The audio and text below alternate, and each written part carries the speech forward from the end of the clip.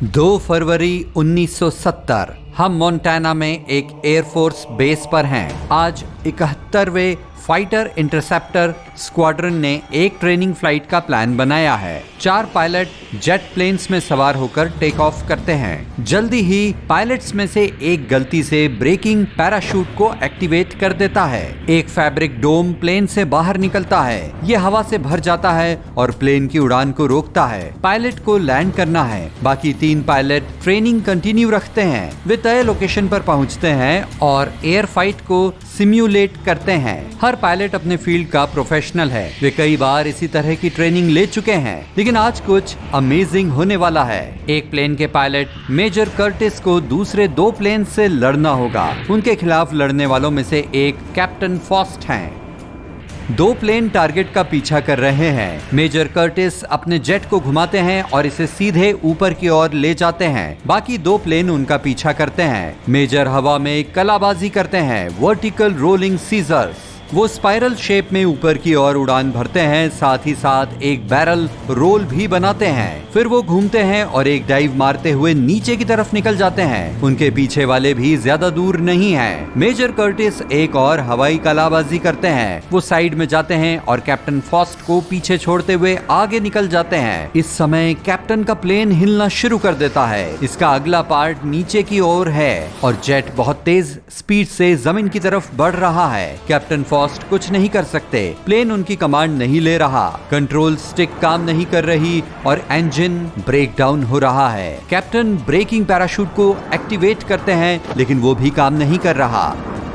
Plane जमीन के और करीब आ रहा है। इसे अब बचाया नहीं जा सकता। अब कम से कम कैप्टन फॉस्ट की जान बचाना जरूरी है। वो बाहर निकलते हैं और पैराशूट खोलते हैं। अचानक उनका छोड़ा गया प्लेन सीधे उड़ान भरने लगता है। उसके पंखों पर फ्लैप एक्टिवेट हो जाते हैं और ये नीचे गिरना बंद हो जाता है। बिना पायलट वाला विमान उड़ान भर रहा है और धीरे धीरे नीचे उतरने लगता है। ये 200 मील प्रति घंटे की रफ्तार से चल रहा है और चट्टानों के पीछे गायब हो जाता है। कैप्टन फॉस्ट बर्फ से ढके मैदान पर सुरक्षित उतरते हैं। दूसरे पायलट इसे देखते हैं और डरते हैं कि प्लेन पास के शहर में गिर जाएगा। वे तुरंत उस डायरेक्शन में आगे बढ़ते हैं। उस समय बिना गाइड किया प्लेन नीचे उतरता है, ग्राउंड टच करता है और फील्ड में स्लाइड करता है। इसके बाद ये 20 डिग्री का टर्न लेता है और एक छोटी सी फेंस से टकराता है। प्लेन एक किसान के खेत में रुकता है। खेत का मालिक लोकल शेरिफ को बुलाता है। शेरिफ आते हैं और जो हुआ उसका बताने के लिए नजदीकी मिलिट्री बेस को कॉल करते हैं।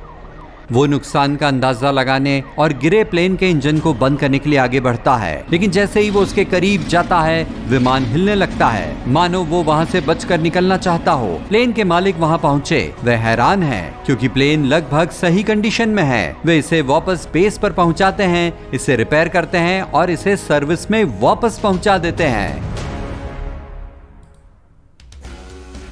2016 में बेल्जियम में एक ट्रेन बिना ड्राइवर के चल रही थी। उस दिन 2 रेलवे स्टेशंस पर लोगों ने देखा कि उनके बीच एक ट्रेन धीरे धीरे चल रही है। ये ट्रेन न तो रुकी, न ब्रेक लगाया और न ही इसकी स्पीड बढ़ी, बस धीरे धीरे आगे बढ़ती रही। पैसेंजर ड्राइवर से कांटेक्ट नहीं कर सके और बाहर नहीं निकल सके क्योंकि उस समय ट्रेन को कोई कंट्रोल नहीं कर रहा था। लोगों में दहशत बढ़ रही थी। लोग कहने लगे कि बिना ड्राइवर के भूतिया ट्रेन आ गई, लेकिन असलियत इतनी रहस्यमयी नहीं निकली। खाली पैसेंजर ट्रेन अपने शेड्यूल के मुताबिक स्टेशन से निकल रही थी कि ड्राइवर ने किसी तरह की खराबी देखी। उसने ट्रेन रोक दी और केबिन से बाहर निकलकर देखने लगा कि गड़बड़ कहाँ हुई है, लेकिन किसी वजह से ट्रेन अपने आप स्टार्ट हो गई और ड्राइवर के पास इतना टाइम नहीं था कि वो उस पर चढ़ जाए। किस्मत से सब कुछ बिना किसी नुकसान के खत्म हो गया। ड्राइवर ने अपने सभी साथियों को भागती हुई ट्रेन के बारे में अलर्ट कर दिया। सभी को रेलवे स्टेशन से बाहर निकाल लिया गया। फिर किसी स्टेशन पर एक बहादुर ड्राइवर ने चलती हुई ट्रेन के कैबिन में छलांग लगा दी और इस ट्रेन को रोक दिया। घोस्ट ट्रेन्स की बात करें तो आप यूके में ऐसी चीजें देख सकते हैं। वे लंबे समय से छोड़े गए रेलवे स्टेशन से गुजरती हैं। अगर आप ऐसी किसी ट्रेन में चढ़ जाते हैं तो शायद आप अकेले पैसेंजर होंगे। अथॉरिटीज ने इन ट्रेन्स को चलाने की इजाजत दे रखी है क्योंकि ये देश के लिए इकोनॉमिकली प्रॉफिट वाली हैं। घोस्ट ट्रेन के रूट को कैंसिल करने के लिए उन्हें बहुत सारे ब्यूरोक्रेटिक प्रोसेस से गुजरना होगा और काफी सारे पैसे खर्च करने होंगे। इसलिए वे पूरे देश में ट्रैवल करती हैं और किसी को परेशान नहीं करती। अब हम उस जहाज के बारे में जानने के लिए ओशन में जाते हैं जो अपने कैप्टन के बिना कई महीनों से बहता जा रहा था। जहाज को अल्टा कहा जाता है। इसे 2017 में एक नए मालिक ने खरीदा था और उस पर तंजानिया का फ्लैग लगाया था। लगभग सभी cargo ships AIS automatic identification system से इक्विप्ड हैं। ये एक नेविगेशन सिस्टम है जो GPS के प्रिंसिपल्स पर काम करता है। सभी जहाज AIS से इक्विप्ड हैं ताकि समुद्र में उनकी मूवमेंट पर नजर रखी जा सके। ये फीचर अल्टा के लिए डिसेबल कर दिया गया था। जहाज सैटेलाइट की नजरों से गायब हो गया और कई बार फिर से दिखाई दिया। 2017 में ये ग्रीक पोर्ट सिटीज के पास से गुजरा। अल्टा ने ग्रीस के अलग अलग पार्ट्स में ऐसे 3 शहरों में 12 स्टॉप बनाए। फिर AIS सिग्नल गायब हो गया। 10 महीने बाद अल्टा फिर से अफ्रीका के नॉर्दर्न कोस्ट पर दिखाई दिया। सितंबर 2018 में ये हैती की तरफ जा रहा था। इस ट्रिप के दौरान जहाज का इंजन फेल हो गया। नजदीकी किनारा बहुत दूर था। जहाज दूर बहने लगा। कुछ दिन बीत गए। क्रू जहाज को रिपेयर नहीं कर सका।